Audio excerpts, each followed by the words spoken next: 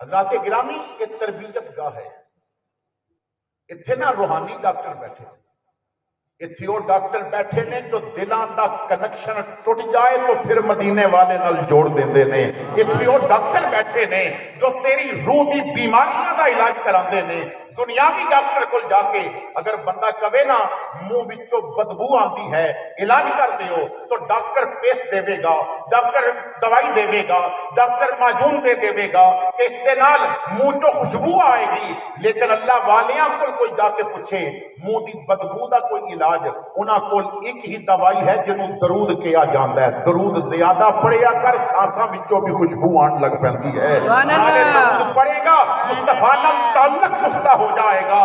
صوفیاء کرام ایسا علاج کر لیندے نے، اگر کوئی دنیاوی ڈاکٹر مجھ جا کے کہے مینوں رات نو نیند نہیں آندی، وہ تینوں دوائی دے کے نیند سلا تو دے گا، لیکن ڈاکٹر مجھ جا کے کہے کہ فجر وقت میری آنکھ نہیں کھلتی، اس کا علاج ڈاکٹر کو کوئی نہیں، لیکن حضرت خواجہ زین الدین کو علاج ہے۔ یہ عبد القادر جیلانی دی بنائی معجون، خواجہ معین الدین چشتی اجمیری دا بنایا سیرپ ایسا پلا دیندے نے فجر بعد ہوندی ہے، تہجد ویلے بھی اکھا کھل جایا کر دیا جے۔ دنیا دا علاج کر اتھے حضور دا غلام بنایا جاتا ہے، اتھے نہ سرکار کی شریعت سکھائی جاتی ہے، اولیاء کرام دا مقصد یہ ہے وہ تربیت کرتے ہیں۔ ایک بزرگ فرماندے نے میں اپنے پیراں کول بیٹھا سا اور میں نے کہا پیر صاحب مینوں کوئی نصیحت کرو، میں نیا مرید ہویا سا۔ تو پیر صاحب نے فرمایا پتر تو کبھی برتن دھوتے نے، کبھی تو برتن دھوتے نے؟ تو میں نے کہا حضور دھوتے تھے ہیں لیکن نصیحت اور برتن کا کی فرق ہے؟ تو فرمان لگے پتر برتن دھوتے نے تے تو غور کیتا ہے کہ برتن وچ کیڑا حصہ زیادہ توجہ نال دھوئیدا ہے؟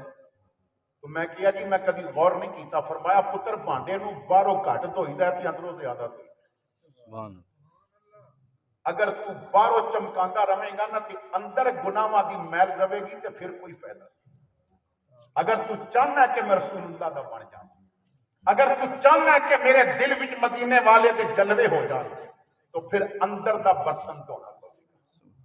فکر کرتا میرے دل کی وہ یہیں آ جائے گا، بن گیا جس دن مکان خود ہی مکی آ جائے گا۔ پنجابی والا کہندا ہے بارو مل مل توندی کدی اندروں بھی چاہتو، بار دا تونا کی کرے جد اندر صاف